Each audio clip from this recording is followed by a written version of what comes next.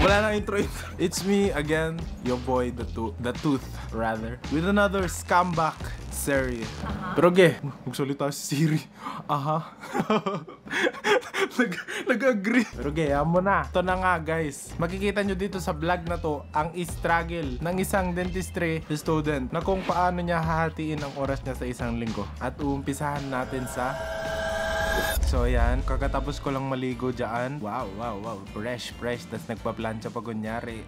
Gusto din naman talaga. Ngayon lang nagplancha.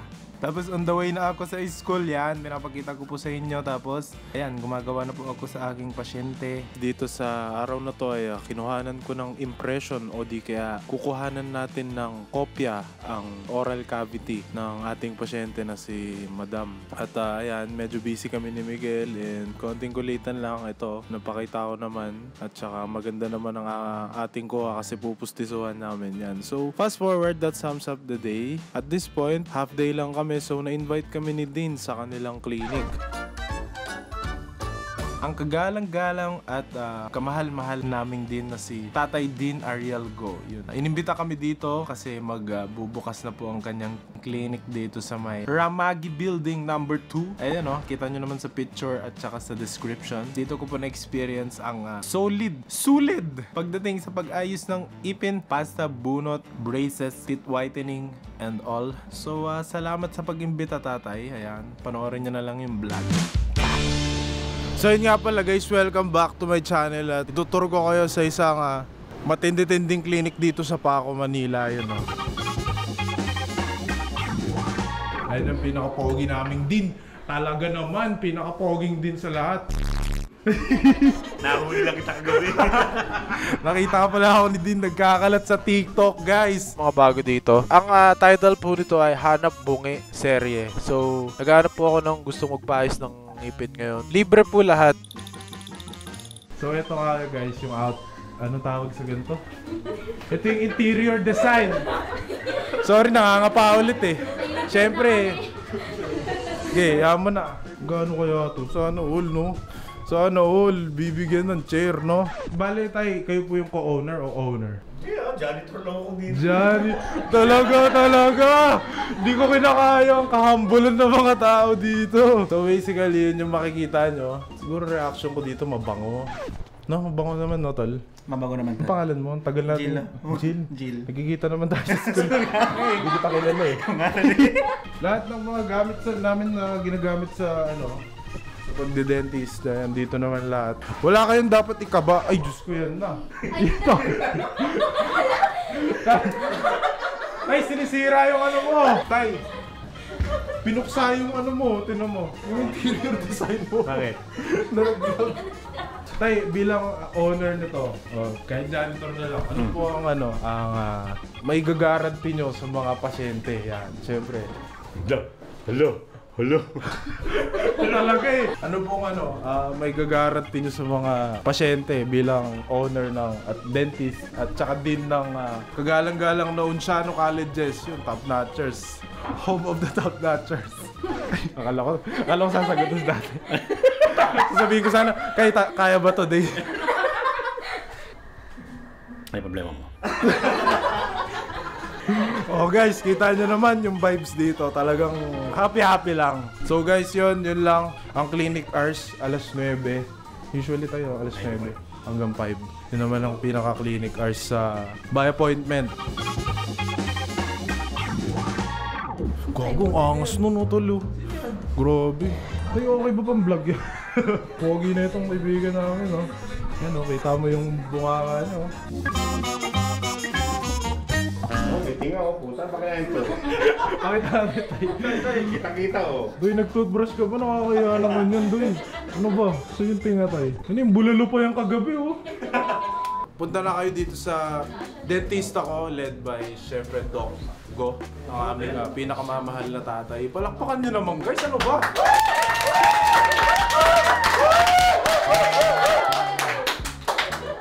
At sa kanyang kasama, Doc Lia. Yan. Apat kami rito. At saka may dalawa pa, si Doc. Isa ko, tsaka si Doc Yoya. Si Doc Yoya at saka yung mga magigiting at pinakamamahal namin props si Doc Yoya and Doc Liza po. Dok, prof sa ay hindi, ay nakamamahal namin mga prof sa UC, Unciano Battalions #1. Doc Liza ko and si Doc Yoya Tariela. Ayun o, power sa inyo. Salamat sa panonood guys, bisita lang kayo dito. Dito na lahat ng hinahanap nyo. Palakpakan nyo naman guys. So pag weekend naman guys, ito na. Pag weekend na mas mahihirapan na naman po ako kung paano ko hatiin yung oras ko kung mag-aaral ba. Pero dito sa vlog na to makikita nyo na nag-unwind ako. Inimbita ako ni Miguel, ni Migs. Si Migs kasi isa po siyang car guy.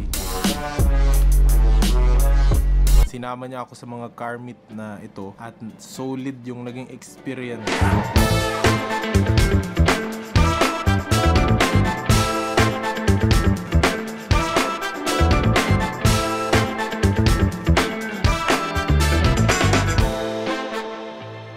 Ayun mga tol, pupunta kami sa car meet. Mumamaril tayo. Yan, maniniyot si Miguel. Iba yun isang meaning lang. So magkukuha ng mga photos si Migs. Talaga. This is the real deal, pre. Pag car guy ka, nakagaya ko. Ano bang kotse mo? Kotse ko wait lang, iniisip ko pa yung brand tol. Ano nga yun? So guys, pag weekend, titigil muna natin yung mga dental na yan. Mga ginagawa namin. Iwas stress muna tayo. So, yung mga ganitong happenings, minsan lang din to. Sa mga car guys na kagaya ko. Anong tawag natin dito? Pag-unwind. Pag-unwind. Kidding aside guys, first time ko kasi sa car meet talaga. Napapansin ko dito talaga yung environment, yung samahan nila. Kung patanggal stress yan. Paano ka bumabati ng kunyari mababati ka ng mga tropang car guys mo tol. Paano mo sila umpisahan na Ano lang, normal na bati lang. Tapos kwentuhan tungkol sa mga bagong pyesa. Ganon. Sige tol, noted yan Yan, si Kuya Pao, anong business mo? HG Autoworks. Ano mga ginagawa doon? PPF, ceramic coating, ceramic tint, tapos performance parts, mga ganun. Pero sir, kung ako, bibigyan niyo po ba ako ng tip paano ba mag-umpisa sa lahat? Una sa lahat, makinig sa mga veterans kagaya Nako! nito. Talaga. Mix pa rin talaga, putang yun Kasi consider budget Pero yung iba, kahit clean look lang muna, pwede kang mag-clear tint, mas okay, pogi. Tapos siguro kahit simulan muna sa mugs, then drop lang, okay na muna yun. Pero kung medyo performance na, mga sauce na, intake, magagastos. Mga engines na. mga ganun. At least nagkaka-idea tayo. Sabi nga nila, you learn something new every day. Pero talaga dito, Migs, para akong nakakita ng mga kapatid mo dito. Alam mo yung game sa GTA, yung pupunta ka sa di ba meron silang warehouse na pinupuntahan ka tapos may car meet doon? Sa GTA 5? Sa GTA 5. Doon ako madalas pupunta pag nag-GTA 5. Ganto pre, yung vibes. Pwede kang mag-park doon, di ba? Ito tol, yung mga kapatid ni context lang din. Kung si Miguel kilala nyo as car guy, kung ano itanong nyo kahit ultimo maliliit na partes dyan, matik yan, alam niya. Ito yung counterpart. Si Boss Khaled, bilang car enthusiast, ano ang something na tinetreasure mo dito sa every car meet, every Siguro yung mga nakikilala na mga bagong tropa. Kasi doon lalawak yung connections mo Nasa TV na kami.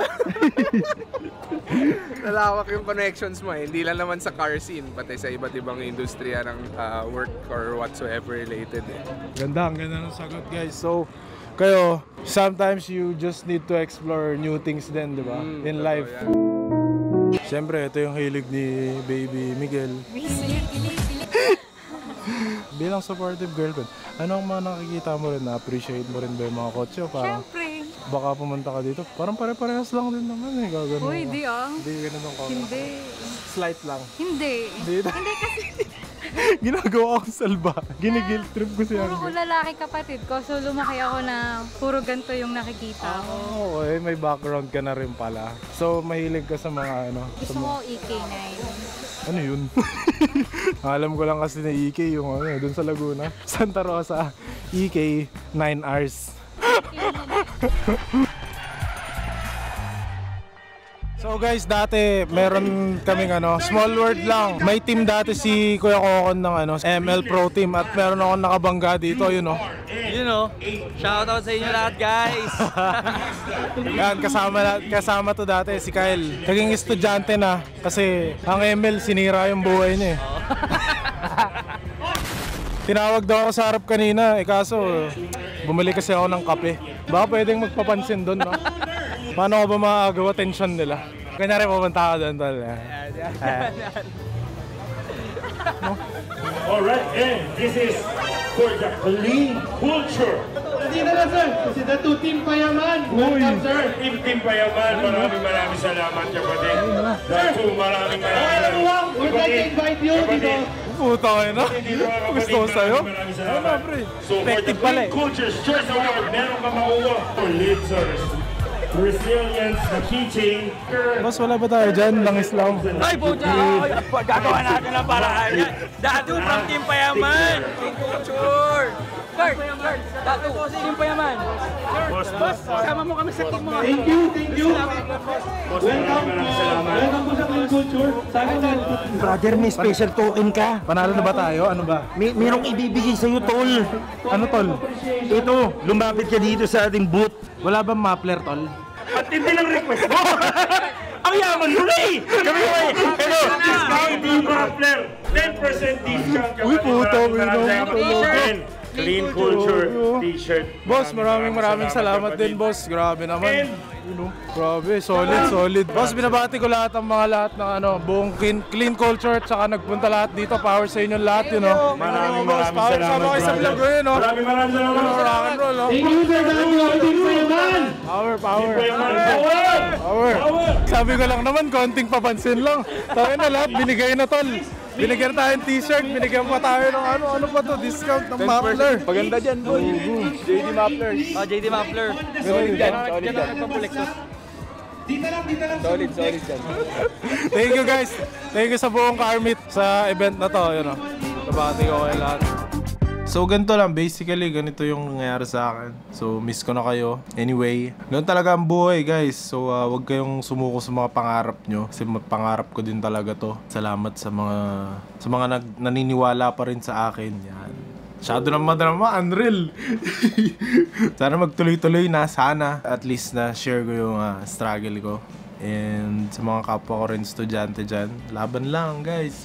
Sabi nga ni Bossing, pag malungkot ka, iyak mo lang. Pag masaya ka, itawa mo. Pag nagtagumpay ka, ipagdiwang mo. So ayun guys, sa mga nanood ngayon, maraming salamat sa time nyo. Sana hindi ko nasayang yung oras nyo. At sana napasaya man lang. Unreal. Kasi yaman mo na. Ngayon lang ulit eh. Pero miss ko kayo, babalik ulit ako.